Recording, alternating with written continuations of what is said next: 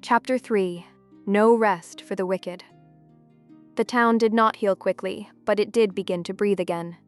In the days that followed the raid, the militia hall became its makeshift heart.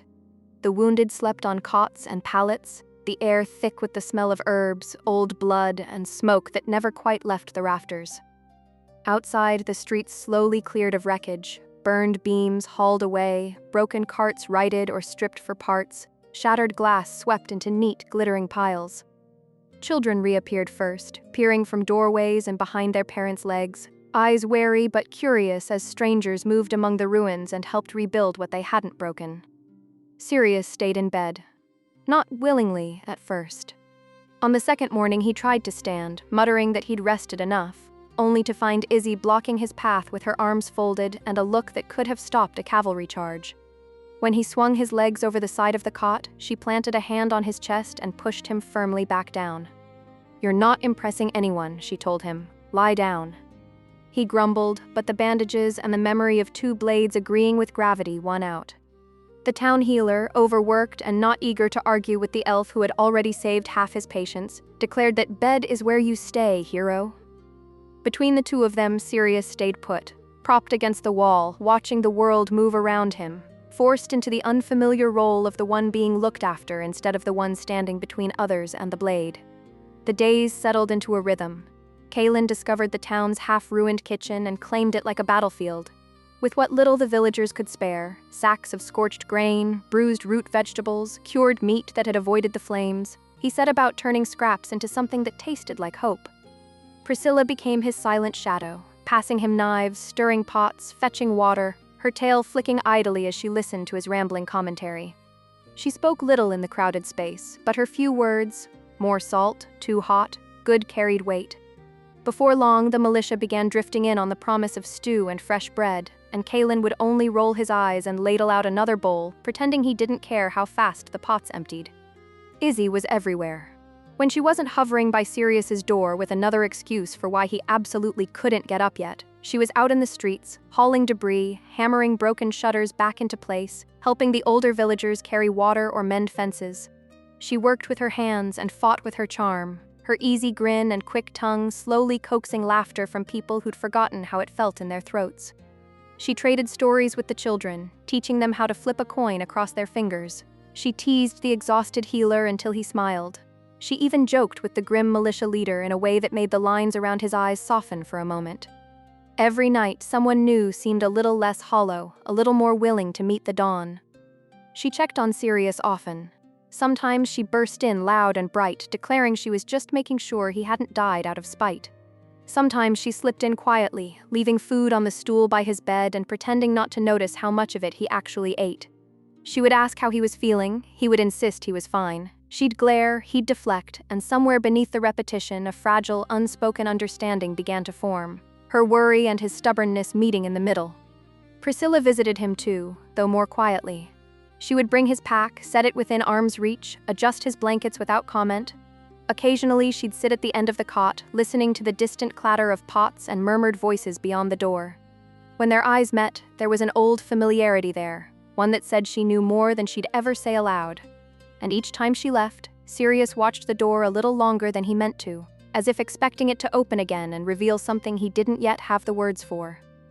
By the fifth day, the town still bore its scars, blackened walls, empty beds, fresh graves on the hill, but it no longer felt like a place waiting to die. Fires burned in hearths again, not just in funeral pyres. Voices rose in argument over repairs instead of in grief, and in the small room at the back of the militia hall, Sirius's bandages were mostly clean, his strength restored far more than it should have been, though he bit his tongue and let the days pass. Another day, one more, just enough for the story of his healing to make sense. It was on the fifth night that Kaelen slipped into Sirius's room with a lantern in hand and a soft knock that didn't really wait for permission. "Up," he said, nudging the door shut with his heel. "If you can manage it without collapsing dramatically." Sirius was already sitting on the edge of the cot, boots on, cloak folded neatly beside him. He looked steady, too steady if someone had been watching closely. He'd spent the last day relearning how to pretend to move like someone still healing. He arched a brow. "You're late." Kaelen snorted. "Yeah, well, dinner for half a town takes a while. Let's see it then. Stand up before Izzi catches me enabling you." Sirius rose to his feet in a smooth motion, then deliberately slowed the next step, letting just enough stiffness touch his shoulder to look believable. The bandages pulled against skin that had already knitted back together hours ago. The ache was a ghost now, but he wore it like a cloak. Kaelen watched him walk a slow circle in the cramped room, lantern light tracking across his face. "Huh," he said at last. "You're steadier than I expected." "I told you I heal fast," Sirius replied, calm as ever. Kaelen tilted his head, considering him. "If you're sure you're good, then we can set out tomorrow." The admission came with visible relief. "I told the militia we'd clear out once my resident martyr stopped leaking." Sirius let out a breath he'd been holding, not from pain, but from the tension of waiting for this exact moment. "Good," he said simply. "We've lingered long enough." Kaelen jerked his chin toward the door. "Come on then. Before Izzi walks in, sees you upright, and decides to nail you to the mattress. There's something in the square I think you'll want to see." They stepped out into the night. The town felt different beneath the stars. Lanterns and torches burned along the main street, throwing warm light over patched roofs and hastily repaired fences. The ruins were still there, but so were small signs of life, laughter from an open doorway, the smell of cooking drifting on the cold air, someone playing a clumsy tune on a flute in the distance.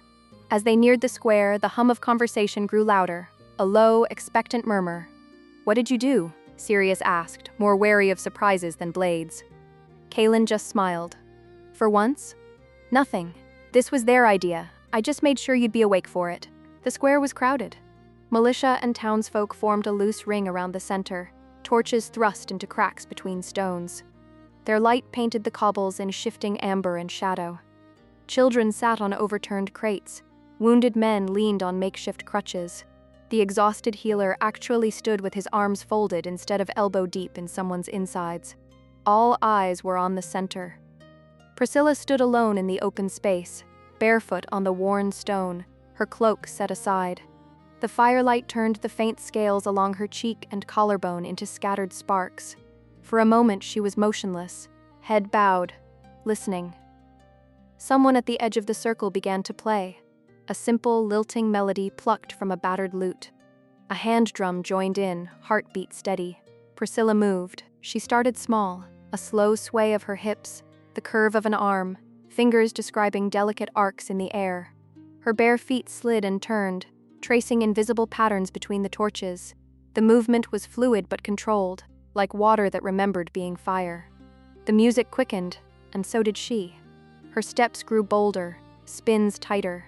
The hem of her borrowed dress flared as she turned, catching torchlight and throwing it back in little bursts of gold. Every shift of her weight was balanced, precise. There was no showmanship in it, just a quiet, fierce joy that had nowhere else to go. Now and then, something inhuman slipped through, a flash of predatory poise in the angle of her shoulders, a moment where her spine arched not like a girl's but like a creature meant for flight and flame. The villagers saw only grace and mystery. Sirius saw the dragon in her bones and felt the corner of his mouth pull upward, just a little. The square fell almost entirely silent, save for the music, the soft slap of her feet, and the hiss of torches. When the song slowed, Priscilla slowed with it, movements softening, closing. She finished with her hands lifted and then gently lowering, as though pressing something unseen back into the earth. She stood still in the dying notes, chest rising and falling lightly. For a heartbeat, no one breathed. Then the sound hit. Applause, uneven and wholehearted. Someone whistled. A child clapped too hard and too fast, laughing bright enough to make 3 nearby adults laugh with them. The militia leader even gave a single firm nod, his version of reverence. Priscilla's cheeks flushed pink. She gave a small, hurried bow and retreated from the center, trying to melt into the crowd again. Izzi reached her first, eyes bright, grin unrestrained. "You have been holding out on me," she said, grabbing Priscilla's hands and giving them a quick, delighted swing. "You could have led with secret fire dancer, you know." Priscilla kept her gaze low, smiling in that crooked, shy way that never quite made it to her voice in a crowd. "Just dancing," she murmured. Izzi huffed. "If that's just dancing, I'm retiring from being impressive immediately." The two of them wove through the cluster of townsfolk until they reached the edge of the square where Kaelen and Sirius were standing. Kaelen's expression flickered between pride and embarrassment, like someone had praised his work by accident. "Good," he said, clearing his throat. "Everyone's here. Might as well say it before someone hands Izzi more ale. We move out tomorrow. First light. His eyes slid to Sirius. Assuming you don't spontaneously fall apart in the night. I'll survive, Sirius said. It came out drier than he meant, and for a moment he wondered if he'd overplayed the joke, but Izzi only rolled her eyes. Her gaze dropped, catching on his shirt, torn from shoulder to hem, stiff with old blood and soot. She clicked her tongue loudly. All right, I've decided something. Next time we're in a proper city, we are getting you clothes that haven't been in mortal combat. Sirius glanced down at himself, as if just now noticing the state of his gear. They're functional. They're a tragedy, she corrected. You look like a cautionary tale. We're fixing it. Priscilla perked up instantly, eyes brightening as she clapped her hands once, sharp and delighted. Shopping? Izzi laughed. See? She gets it. We'll make a day of it.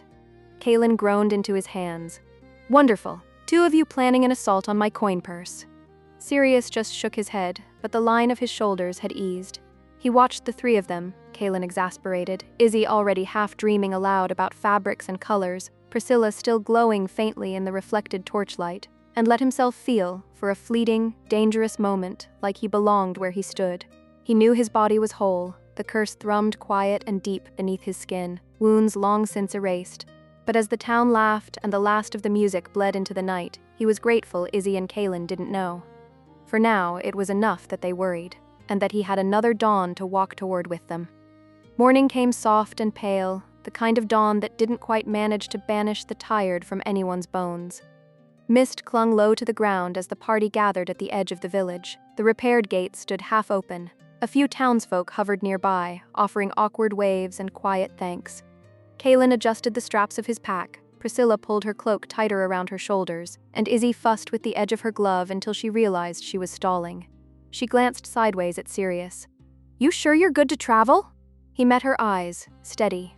I am. She didn't entirely believe him, but she nodded anyway. All right then. Let's go before someone ropes us into rebuilding another roof. They left the road behind before midday, cutting across the patchwork of fields instead of following the longer, safer route that curved toward the trade paths. The land out here was open and wide, the soil dark from old rain. Stubbled fields rolled away on all sides, dotted with stone markers and the occasional lone tree hunched against the wind. The mountain they were slowly angling toward sat distant and sharp on the horizon, its peak lost in a faint haze. The first day passed in the steady rhythm of travel, boots in damp earth, the soft creak of leather, Kaelen's occasional muttered complaint about flat land being worse than hills because at least hills are honest. Izzi walked at the front more often than not, humming under her breath, pointing out the way animal trails cut across the fields. Priscilla stayed close to Sirius's side, quiet, eyes always moving. It was Izzi who noticed it first. They were crossing a wide, empty stretch of field when the wind shifted.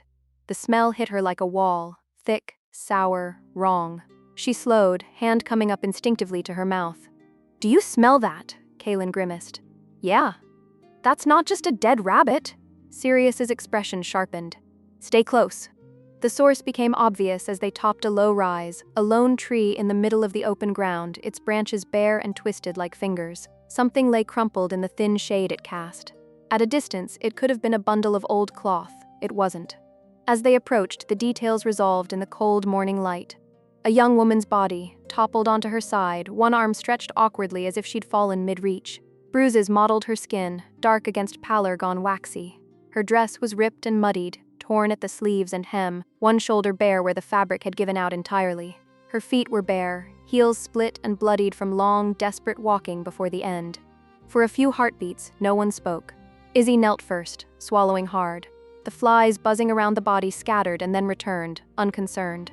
She reached out, fingers hovering above the girl's collar where a simple, tarnished pendant still hung, a small copper charm in the shape of a wheat sheaf. I've seen this, she said quietly. The farmer in town? He had the same symbol carved over his door. Kaelen crouched beside her, jaw tight. They took his daughter, he said. He said she wore her mother's necklace. His voice dropped. That must be it. Priscilla stood a few paces back, arms wrapped around herself, eyes lowered. Bandits, she murmured. Or worse. Sirius's gaze swept the scene, the drag marks in the dirt, the scuffed ground where a struggle had happened and no one had been around to hear it. His mouth set in a hard line. They dumped her here once she wasn't useful to them anymore, he said, voice flat. Far enough from the road no one would find her quickly. Izzi's throat worked. We were too late either way. Kaelen placed a hand briefly on her shoulder. We couldn't have known. We did what we could for the town. That didn't make it feel any less like a failure. After a moment, Izzi nodded, eyes closing briefly as she drew a slow breath. It's her, she said. It has to be. None of them argued. Izzi reached out with a slow, careful hand. The girl's eyes were half open, clouded and unfocused, staring at nothing. Izzi's fingers were cold as she brushed dirt from the girl's brow, then gently pressed her lids shut. It didn't make her look peaceful, nothing could, but it at least made her look finished, instead of caught in that last, awful instant. Kaelen cleared his throat, the sound rough in the stillness. I'll look for a spot, he said quietly. She deserves better than being left for the crows. He stepped away, scanning the field for softer ground, somewhere the roots wouldn't fight him for every inch. Priscilla stayed where she was, arms hanging at her sides, gaze fixed on the corpse. Her eyes were soft and dark, full of a quiet, aching sadness. She didn't look away, as if she owed the girl that much, witness at the very least. Sirius stood a little apart, shoulders slack, the wind tugging at his cloak. His eyes were tired in a way that had nothing to do with sleep. For a heartbeat, as he stared down at the broken body, there was an odd, hollow wish flickering behind his gaze. Better me than her. Better someone who wouldn't stay dead. He pulled his flask from his belt and took a long drink, the burn in his throat a small, familiar punishment. Izzi slowly rose to her feet, wiping her fingers absently on her trousers. This wasn't the bandits, she said, voice low but certain. Kaelen paused, halfway toward the tree. What?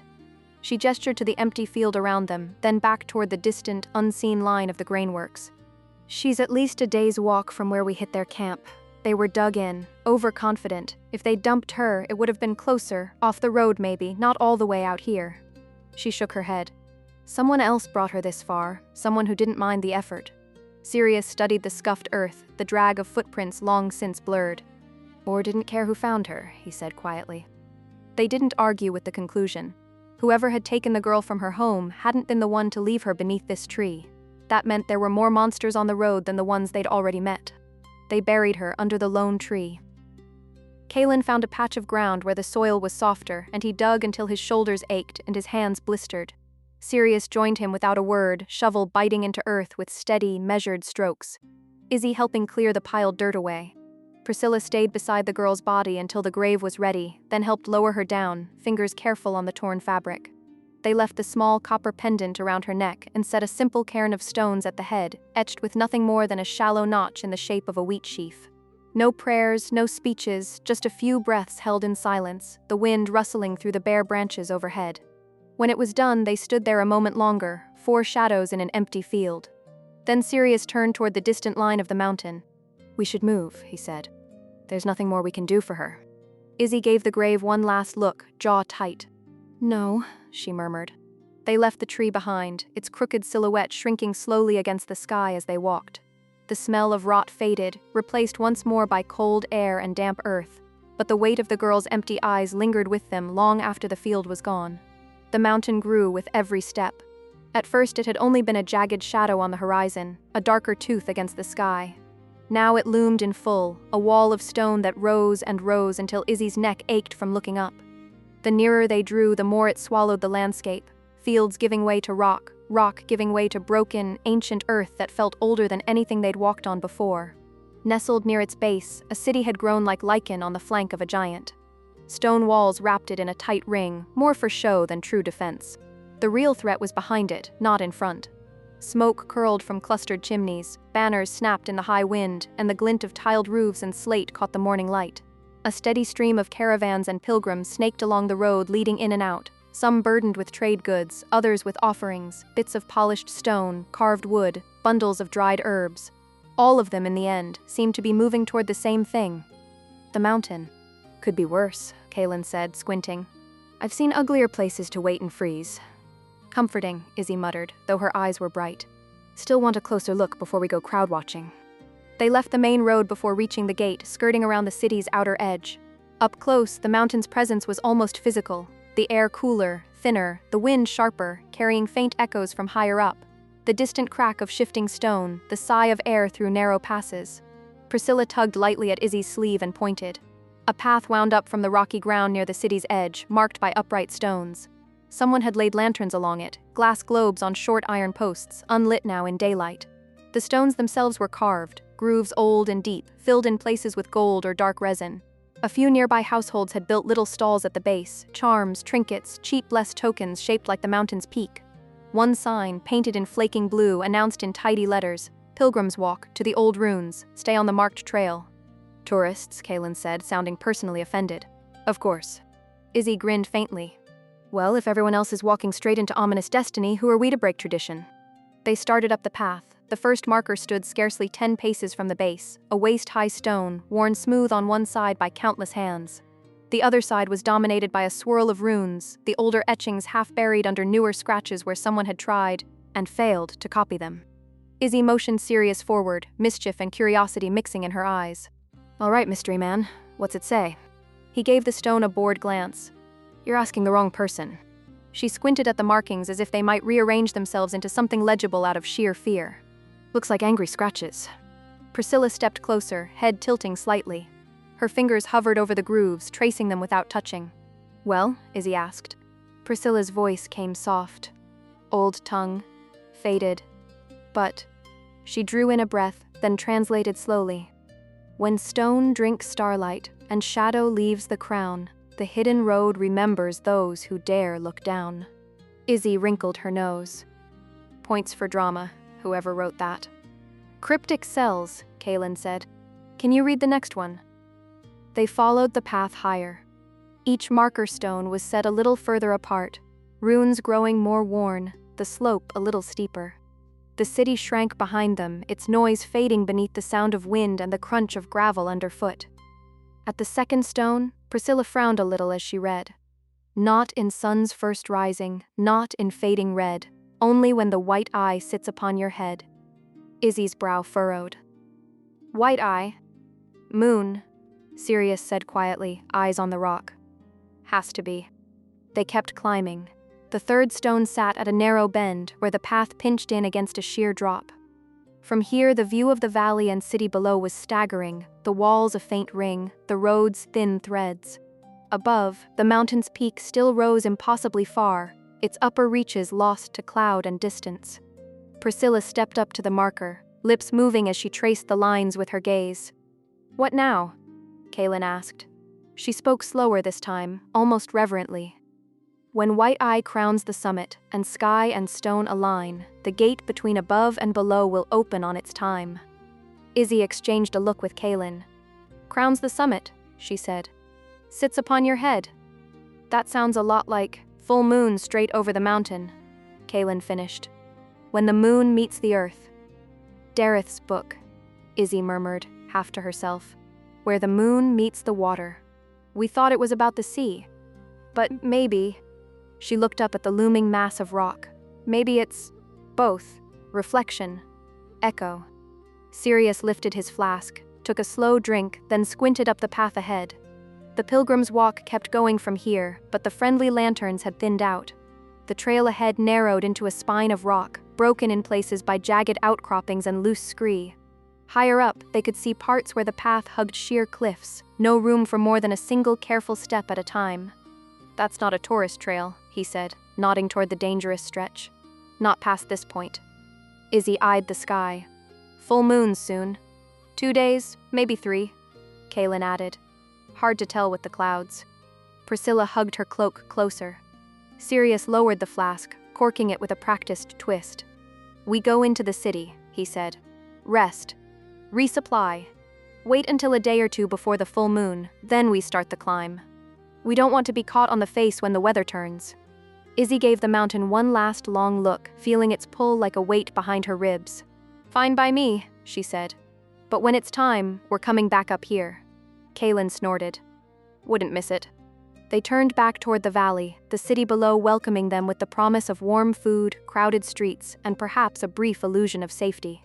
Behind them, the runes watched in silent lines, waiting for the night when the white eye would crown the stone and the hidden road would remember them. Izzi lingered at the third rune stone a moment longer, eyes flicking between the carved lines and the sheer rise of rock above them. Then she blew out a breath and forced a grin. "Well," she said, clapping her hands lightly. If we're coming back up here for certain death under the full moon, we are at least finally getting you new clothes first. Sirius glanced sideways at her, one brow lifting. What's wrong with these? She gave his torn, blood-stiff shirt and frayed cloak a long, theatrical once-over. Absolutely everything. Kaelen snorted. She's got you there. They turned back down the path, the city swelling back into view with each step. Stone walls, smoke, the distant clamor of carts and voices. The air felt thicker the lower they went, the sharp mountain wind softening into the smell of cooking fires and tannery vats. At the base, Kaelen said, we could just make camp outside the walls, save coin. No roof tax, no mysterious stew that tastes like regret. The city's close enough, Sirius said. An inn will do. Kaelen squinted at him. An inn will cost, again. I've got it, Sirius replied, as if that settled it. That's the problem, Kaelen grumbled. You always have it. I'm not spending the rest of my life owing you for every bed and roof. Izzi slid between them with an easy smile. Relax. Once we've got a room and something to drink in front of us, I'll explain. She patted Kaelen's arm. There's a perfectly reasonable answer for his bottomless purse. Mostly reasonable. That's not reassuring, he muttered. They rejoined the main road where it curved toward the gate. The city, locals called it Threshold in the clipped, matter-of-fact way that said there'd once been a longer, fancier name no one used anymore, rose up in front of them, crowded and busy. The mountain loomed behind it like a stone god, its shadow draped over slate roofs and stacked chimneys. Inside the walls, the streets were alive. Vendors lined the cobbles with carts and stalls, pushing pilgrim trinkets and cheap charms, polished bits of rock supposedly from the peak. Strings of glass beads dyed moon-white, thin tin medallions stamped with a crude image of the mountain. A shrine near the gate burned with offerings, candles, bundles of dried herbs, small stacks of copper coins, watched over by a tired priest in thick robes who looked like he'd heard every wish and fear twice over already. The air was a mix of roasting meat, wood smoke, spilled ale, and too many unwashed bodies in close quarters. Children darted through the crowds, chasing each other around pack mules and pilgrims' legs. Somewhere nearby, a crier shouted news from other cities. Somewhere else, someone laughed too loud, already drunk on something rough. They walked through it all, taking it in. Priscilla stayed close to Kaelen's side, eyes wide but quiet, hood half shadowing her face. Izzi drifted at the front, weaving through the flow of people like she'd been born in street crowds, smiling when it helped, glaring when it didn't. Sirius walked as if the traffic parted for him without knowing why. Steady, unhurried, every glance calculating exits and weapons without thought. They passed cheaper inns first, low-roofed buildings with peeling paint and cracked windows, doors hanging open to let out the smell of old ale and old arguments. Izzi wrinkled her nose at one particularly rowdy tavern where a pair of men were already brawling in the doorway. Cozy, she said. But no. Agreed, Sirius said. They pushed deeper toward the heart of Threshold. The streets narrowed, then widened again into a central square paved in uneven stone. A dry fountain at its center carved in the shape of the mountain's peak. Banners in faded blue and white hung from upper windows. Here, the noise was more contained. Less shouting, more murmured deals and guarded laughter. What about that one? Kaelen asked. An inn sat on the far side of the square, larger than the rest, its frontage freshly whitewashed. A carved wooden sign hung over the door. The silver switchback, painted with a twisting mountain path and a small, stylized moon hanging above it. Warm light spilled from the windows. The murmur of conversation inside sounded relaxed rather than desperate. Izzi tilted her head, considering it. Nice name. Good woodwork. No one getting stabbed in the doorway. I approve. Expensive, Kaelen muttered. Comfort, Sirius countered, already stepping toward the door. Inside, the silver switchback was all polished wood and soft lamplight. A long bar ran the length of one wall, shelves behind it lined with bottles and clay jugs. Round tables crowded the common room, most full of travelers with dusty boots and layered cloaks. The air smelled like spiced stew, baking bread, and something strong and sharp being poured into short glasses. A broad-shouldered woman with gray-streaked hair and a scar down one cheek looked up from polishing a mug as they entered. Her eyes did a quick, practiced sweep, cloaks, weapons, mud, tired eyes, and she nodded as if ticking off a list. Rooms? She asked. 4 beds, 2 rooms if you've got them, Sirius said. And hot food, and something decent to drink. Her brows went up. Coin first. Sirius reached into his cloak, pulled out a small leather purse and set it on the bar. The weight of it thudded softly on the wood. She loosened the drawstring, glanced inside, then grunted, satisfied. "Plenty," she said. Her tone shifted, just a touch. "Only room I've got left is the big one. 6 beds. Costs more." It was the kind of lie that didn't even bother dressing up. The common room wasn't full enough to make it true. Sirius didn't so much as blink. "We'll take it." Her eyes flicked up, measuring him, then the rest of them. "Right then, I'll have warm food sent up. Ale and wine too, if that's to your taste." "Both," Kaelen said before anyone else could answer. She snorted, jerked her chin toward the stairs. "Top of the first flight, end of the hall. Big door. Try not to stab anyone in their sleep." The room was exactly what she'd promised, big and not much else. 6 narrow beds lined the walls, each with a straw mattress and a thin wool blanket. A single window looked out over the square, warped glass turning the lights below into smears of gold. A wash basin and cracked mirror sat on a small table near the door. It smelled of old smoke and soap that tried very hard to be lavender and mostly failed. Priscilla drifted to the bed nearest the window, fingers brushing the sill. Kaelen threw his pack down on the one furthest from the door. Sirius, with the quiet inevitability of habit, chose the bed that gave him the clearest view of both door and window. They'd barely settled their things when Kaelen turned to Izzi, folding his arms. "All right," he said.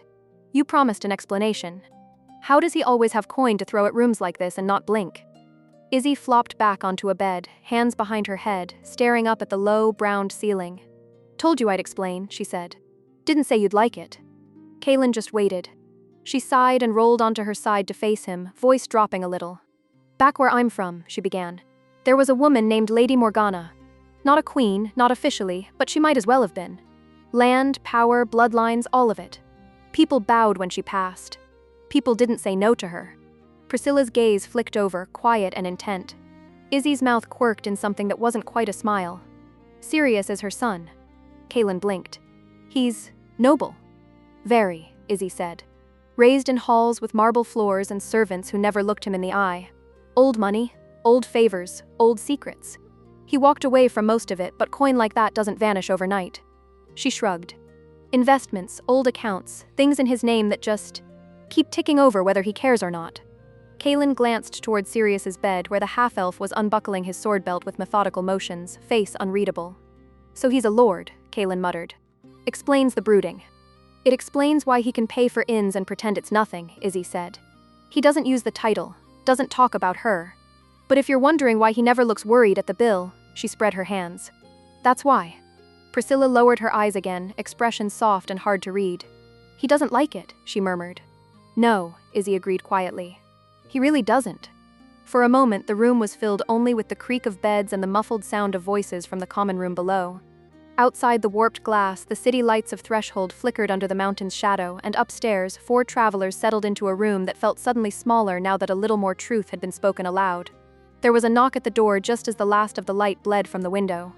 Kaelen was closest. He swung it open to admit a serving girl balancing a wide tray on her hip. The room filled with the smell of stew and fresh bread in an instant, thick, rich, spiced with something that actually smelled intentional and not just like whatever was left in the pot. She set the tray on the small table, 4 deep wooden bowls brimming with dark gravy, hunks of crusty bread piled high, a plate of sliced cheese and pickled vegetables, a squat jug of ale and a slimmer, dustier bottle of red wine. "Anything else?" she asked. "We're good," Izzi said, already reaching for a bowl. They ate like people who had earned every bite. Kaelen tore bread with his hands, sopping up stew and declaring after the second mouthful that he could teach them a thing or two, but this will do. Izzi made a show of stealing from everyone's plate until she ended up with the most colorful collection of pickled things, acting deeply offended when Kaelen retaliated by swiping half her bread. Sirius ate slower, but steadily, the lines of tension easing from his shoulders as warmth spread from his stomach outward. The wine flowed mostly toward Izzi, who insisted she could handle it, and absolutely was not tipsy. And Kaelen, who alternated between ale and wine with the dedication of a man determined to judge both on merit. Sirius drank too, though not enough to ever let his edges dull entirely. Priscilla kept to water. She accepted her bowl of stew with a small nod, cradled her cup carefully, and listened more than she spoke. Her eyes shone when they drifted back to the memory of her dance in the square. When Kaelen mentioned it, she ducked her head and smiled into her bowl. They talked. Not of artifacts or runes or dead girls under lonely trees, but of smaller things, terrible inns they'd endured in other towns, The time Kaelen tried to cook with a spice he thought was mild and nearly killed 3 mercenaries and himself. The way Izzi had once conned an entire dockfront into believing she was a minor priestess of a made-up sea god. Even Sirius contributed a story or two, dry little anecdotes with edges sharp enough to hint at darker versions he chose not to tell. For a little while, they were just 4 travelers with full bowls and full cups, laughing in a room that felt almost safe. Eventually, the food was gone, the bread reduced to crumbs, the jug of ale empty and the wine bottle down to its last inch. The serving girl returned to collect the dishes, accepted Kaelen's heartfelt thanks and Izzi's dramatic compliment to whichever kitchen saint made that stew, and left them alone again. The fatigue swept in quietly afterward. "Few more days of pretending we're normal," Kaelen said around a yawn, tugging off his boots. "Then we go climb a cursed mountain under a magic moon. Simple, really."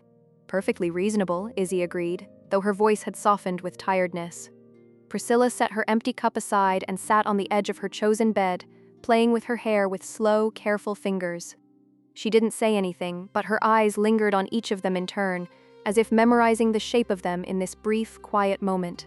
Sirius rose, shrugging out of his cloak, the lamplight catching on the faint lines of bandage beneath his shirt. He moved without strain now, but he kept the motions deliberate, controlled. Habit. Caution. A little illusion meant to keep uneasy questions at bay.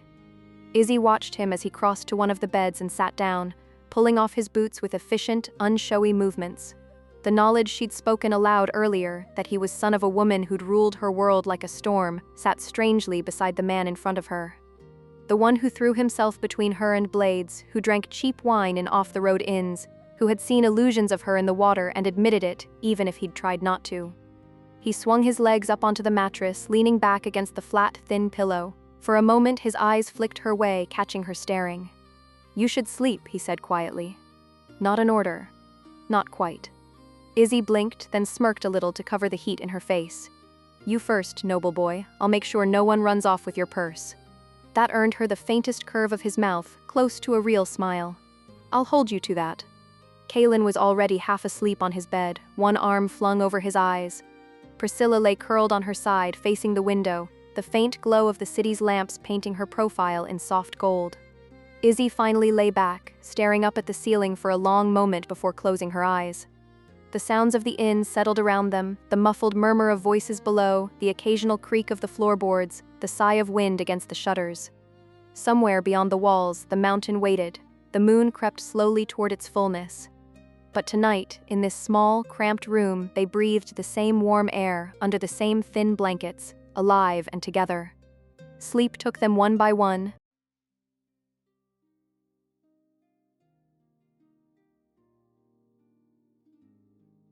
Thank you for listening. Please like, comment, and subscribe. More chapters are on the way.